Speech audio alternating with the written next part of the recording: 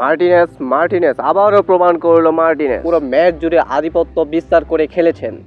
দেখা নাই সেই অধরা গোলটা।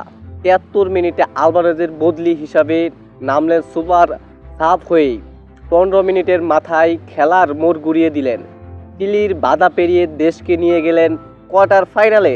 আর্জেন্টিনাকে আগের ম্যাচেও আলভারেজের বদলি হিসাবে নেমেই রেখেছেন ইনফ্যাক্ট প্রভাব।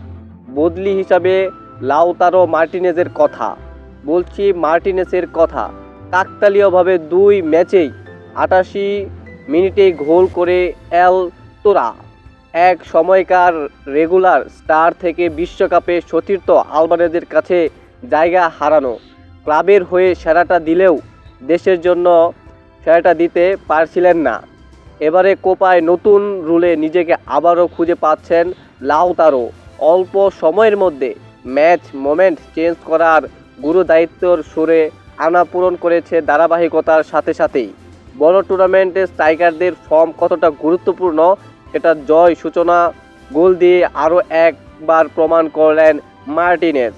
মার্টিনেজের এমন গোলের কারণে চিলির এগেনস্টে জয়লাভ করলো আর্জেন্টিনা, যার মধ্য দিয়ে ২ জয় নিয়ে সেই কোয়ার্টার ফাইনালে চলে গেল আর্জেন্টিনা।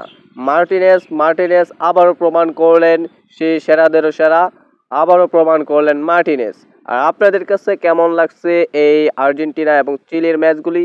অবশ্যই আপনি আর্জেন্টিনা ফ্যান হয়ে থাকলে চ্যানেলটি সাবস্ক্রাইব করে দিবেন।